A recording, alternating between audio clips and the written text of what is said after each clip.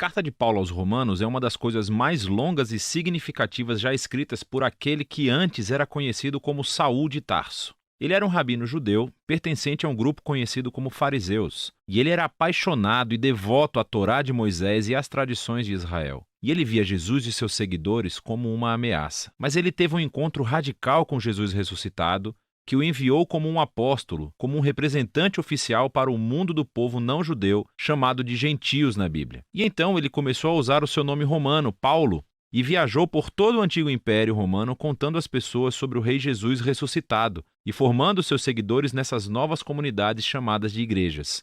E Paulo, ocasionalmente, escrevia cartas para essas novas comunidades de Jesus para ajudá-las a promover sua fé e responder a perguntas que as pessoas tinham. E o livro de Romanos é uma dessas cartas. Na verdade, foi escrito bastante tarde em sua carreira. Agora, sabemos, pelo livro de Atos, que a igreja em Roma já existia por algum tempo e que era composta por judeus e não-judeus seguidores de Jesus. Mas a certa altura, o imperador romano Cláudio expulsou todo o povo judeu de Roma. E então, cerca de 5 anos depois, todos esses judeus, incluindo os judeus seguidores de Jesus, foram autorizados a retornar. E quando o fizeram, encontraram uma igreja que se tornou muito não-judaica em costume e prática. E isso criou muita tensão, de modo que, nos dias de Paulo, a igreja romana estava dividida. As pessoas discordavam sobre como deveriam seguir a Jesus. Elas estavam debatendo sobre se os cristãos não-judeus deveriam celebrar o sábado, comer kosher ou ser circuncidados. E assim, Paulo escreveu essa carta com alguns objetivos em mente. Ele queria que essa igreja dividida se unificasse e tinha um propósito prático para isso. Ele esperava que a igreja romana se tornasse uma base para que a sua missão fosse ainda mais para o oeste, até a Espanha. E assim, foram essas circunstâncias que motivaram Paulo a escrever sua mais completa explicação do Evangelho, a boa nova que ele estava anunciando sobre a vida, morte e ressurreição de Jesus. A carta foi criada para ter 4 movimentos principais, mas é unificada como uma longa e fluente exploração do Evangelho.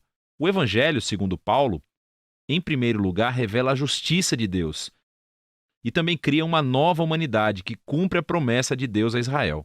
E é este evangelho que vai unificar a igreja.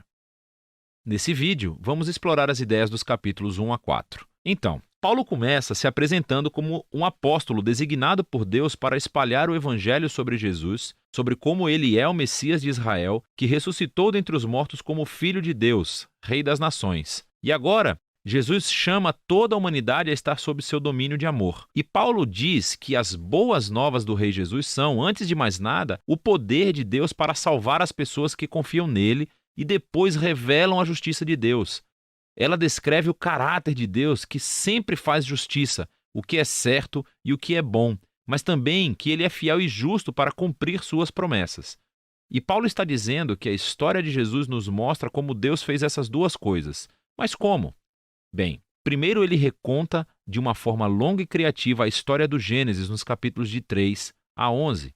Ele mostra como todo o mundo gentil, todas as nações estão presas em um ciclo de pecado e egoísmo.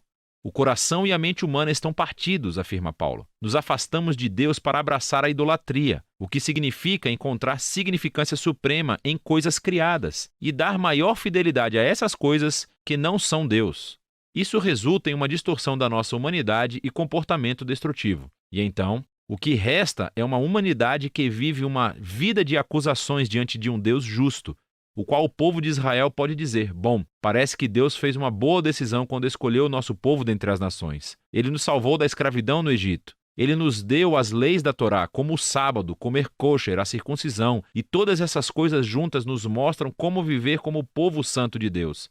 Mas Paulo diz: calma aí, gente. Ele lembra a história da Torá e do resto do Antigo Testamento, que mostra que Israel era tão corrupto quanto o resto da humanidade. Israel é mais culpado do que os gentios, diz Paulo, porque eles têm a Torá. Eles deveriam saber. E assim, conclui Paulo, toda a humanidade, gentios, israelitas, estão desesperadamente presos e culpados diante de Deus. Mas essa não é a palavra final. As boas novas sobre Jesus são a resposta de Deus. Em vez de culpar a humanidade, Jesus veio como o Messias de Israel para morrer em nome de todas as pessoas como sacrifício pelos pecados. Como nosso representante, Jesus sofreu no seu próprio corpo todas as consequências da dor, do pecado e da morte que causamos no mundo. E ele superou tudo com a sua ressurreição dentre os mortos. Ele disponibiliza sua nova vida de ressurreição para os outros. Jesus se tornou no que nós somos para que pudéssemos nos tornar em quem ele é. E tudo isso, diz Paulo, é como Deus justifica aqueles que confiam ou têm fé em Jesus. Agora, justificação é outro termo rico do Antigo Testamento para Paulo e está relacionada com a justiça de Deus. Literalmente significa se declarar justo. Por causa daquilo que Jesus fez em nosso lugar, recebemos um novo status diante de Deus. Em vez de nos considerar culpados, Deus declara que as pessoas estão em um relacionamento correto com Ele e estão perdoadas. A justificação resulta em uma nova família. A pessoa que confia em Jesus recebe um lugar entre o povo da aliança de Deus. A justificação também resulta em um novo futuro, que inicia uma jornada de transformação da vida pela graça de Deus. E assim, todas essas coisas sobre justificação são um presente de Deus para aqueles que, através da sua fé, estão em Cristo Jesus. E isso leva Paulo, no capítulo 4, a explorar as enormes implicações que tudo isso tem para quem pode fazer parte da família da aliança de Deus. Ele volta para a história de Abraão em Gênesis, capítulo 15. Antes de qualquer uma das leis da Torá ter sido dada a Israel, Abraão foi justificado, ou declarado justo, diante de Deus. Como? Bom, Deus prometeu que Abraão se tornaria pai de uma grande família multiétnica que receberia a bênção de Deus. Mas ele e sua esposa Sara eram muito velhos, nunca conseguiriam ter filhos. Mesmo assim, Abraão tinha uma fé radical e confiança na promessa de Deus, e, portanto, Deus declarou que ele era justo. E assim, Paulo diz, agora Abraão tornou-se o pai da nova família da aliança e está se espalhando por todo o mundo. Essa família é composta de judeus e gentios que têm o mesmo tipo de fé e confiança naquele que cumpriu a promessa de Deus a Abraão, Jesus, o Messias. Então, vamos fazer uma pausa e resumir as ideias principais de Paulo aqui nos capítulos de 1 a 4, porque elas são a base para entender o restante da carta. Esse resgate, no entanto, não vai acontecer através de pessoas que tentam obedecer às leis da Torá. Pelo contrário, o caráter justo de Deus o levou a resgatar o mundo através da morte e ressurreição de Jesus. Para que ele pudesse criar essa família multiétnica de Abraão baseada na fé e torná-los o seu próprio novo povo da aliança. E então, Paulo mostra como essa nova família faz parte de algo muito maior, que os leva a um novo modo de vida juntos. Mas tudo vai estar enraizado nessas ideias centrais exploradas no capítulo de 1 a 4 da carta de Paulo aos Romanos. Carta de Paulo aos Romanos. Confira o primeiro vídeo, onde exploramos quem Paulo era e por que ele escreveu essa carta e onde traçamos as ideias centrais dos capítulos 1 a 4. Que toda a humanidade está desesperadamente presa no pecado e precisa ser resgatada. Que esse resgate não vai acontecer através de pessoas que tentam obedecer às leis da Torá. Em vez disso, o caráter justo de Deus o levou a resgatar o mundo através da morte e ressurreição de Jesus para que ele pudesse criar uma nova família multiétnica da fé através de Abraão como seu povo. Agora, nos 3 movimentos restantes da carta aos Romanos, Paulo vai desenvolver ainda mais essas ideias. Então, lembre-se da exploração de Paulo da justificação pela fé, que quando as pessoas confiam na morte e ressurreição de Jesus, elas recebem um novo status. O seu relacionamento está certo com Deus. Elas são colocadas em uma nova família, o povo da aliança de Abraão, e recebem um novo futuro, a esperança de uma vida transformada.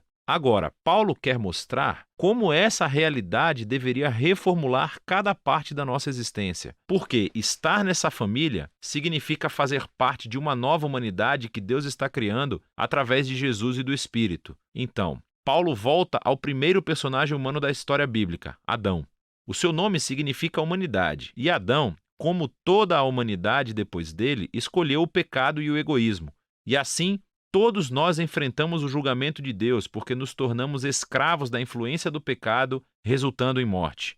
Mas então, Paulo compara Adão a Jesus, e ele é o novo Adão, um humano que viveu em obediência fiel a Deus, demonstrado através do seu sacrifício de amor. E agora Jesus oferece a sua vida como um presente para os outros, para que possam ser justificados diante de Deus. E assim, Jesus permanece como cabeça de uma nova humanidade que está sendo transformada por este dom, o que nos leva ao capítulo 6. Paulo lembra a esses cristãos em Roma que escolher seguir a Jesus significa deixar a antiga humanidade de Adão que eles têm e entrar na nova humanidade de Jesus. E o batismo deles era um símbolo sagrado dessa transição. Sua velha humanidade morreu com Jesus e sua nova humanidade ressuscitou com ele dentre os mortos. Então, quando uma pessoa confia em Jesus, a sua vida se une à vida dele. O que é verdade nele agora é verdade neles. É quando as pessoas aceitam sua identidade como seres humanos semelhantes a Jesus que elas estão liberadas para se tornarem seres humanos de todo o coração, que podem verdadeiramente amar a Deus e ao próximo.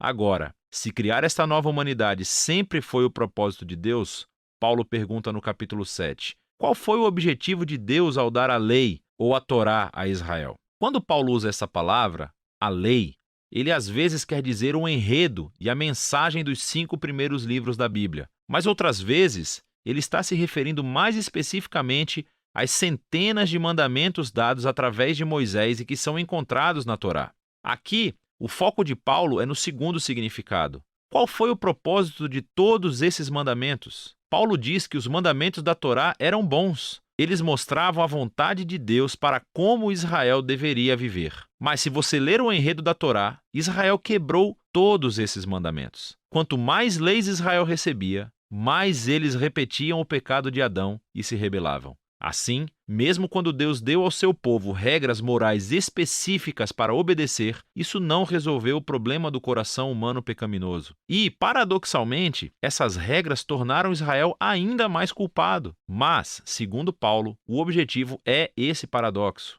O objetivo de Deus era deixar claro que foi o mal que roubou o coração humano, que a Torá, por mais boa que seja, não poderia fazer nada sobre isso. Mas Paulo diz, no capítulo 8, que a solução chegou em Jesus e no Espírito, e eis como. Os mandamentos da Torá agiam como uma lupa. Ela focalizava o problema da condição humana em um só lugar, o povo de Israel. Mas agora, o representante de Israel, Jesus o Messias, pagou e lidou com todo esse pecado através da sua morte e ressurreição. E agora Jesus liberou seu Espírito em sua nova família para transformar seus corações de modo a que eles possam realmente cumprir o chamado de todos os mandamentos da Torá para amar a Deus e ao próximo. E não para por aí. A renovação dos seres humanos por Deus é o primeiro passo da sua missão maior de resgatar e renovar toda a criação, tornando-a num lugar onde o amor de Deus é a palavra final. Agora você pode ver como os capítulos de 1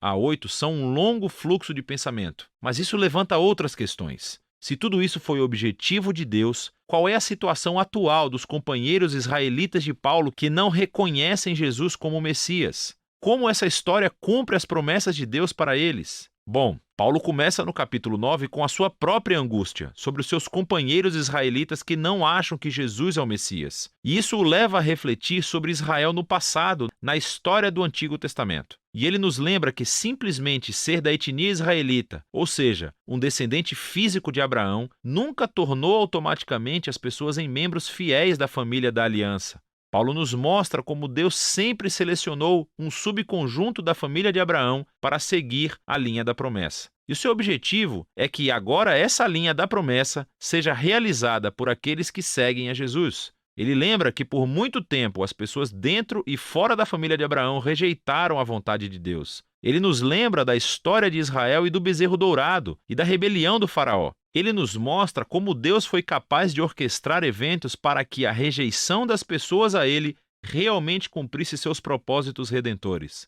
E assim, no capítulo 10, Paulo volta o seu foco para Israel no presente. A razão pela qual muitos israelitas rejeitam a Jesus é porque eles estão baseando a sua relação de aliança com Deus no desempenho dos mandamentos da Torá. E muito tristemente, eles não reconhecem o que Deus fez através de Jesus para criar uma nova família da aliança baseada na fé. E assim Paulo pergunta no capítulo 11, qual é o futuro de Israel? Deus abandonou seu povo? Não, diz ele. Há toneladas de judeus, incluindo ele próprio, que reconhecem Jesus como seu Messias.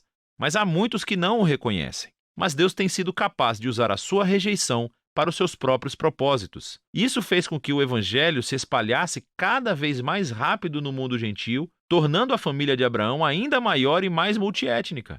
Paulo descreve a família da aliança de Deus como uma grande oliveira, e os que rejeitaram Jesus são os galhos que foram quebrados, por assim dizer. E esses gentios são como galhos selvagens que foram transplantados na árvore genealógica. No entanto, diz Paulo, um dia Jesus será reconhecido pelo seu próprio povo. E ele não oferece detalhes como isso irá acontecer. Paulo simplesmente confia no caráter de Deus e promete que ele não desistirá do seu povo da aliança. O que completa a transição para a seção final do livro, capítulos 12 a 16. Mas lembre-se do esboço geral da história. Por causa da sua fé em Jesus, judeus e gentios estão agora juntos na família de Abraão, essa nova humanidade que está sendo transformada pelo Espírito de Deus. E assim é como Deus está cumprindo as suas promessas antigas. Portanto, a única resposta razoável é que esses judeus e cristãos não judeus sejam unificados como a igreja. Nos capítulos 12 e 13, ele mostra que essa união virá do compromisso de amar e perdoar um ao outro. E esse amor será refletido através do povo da aliança, usando seus diversos dons e talentos para servir uns aos outros na igreja, assim como a existência da humildade e do perdão.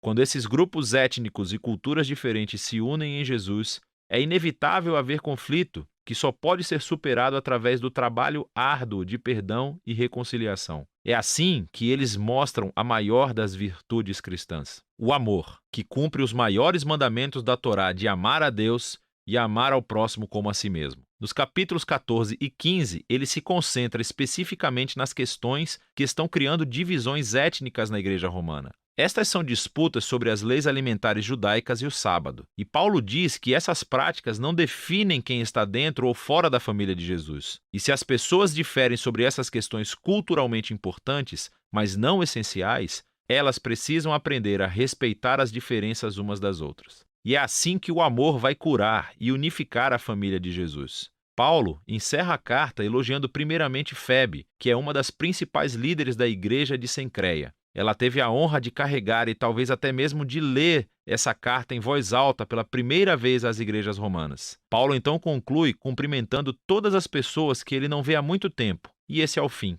Uau! Agora você pode ver melhor como todas as peças dessa carta se encaixam e mostram a profunda obra-prima que ela realmente é. É disso que trata a carta aos Romanos.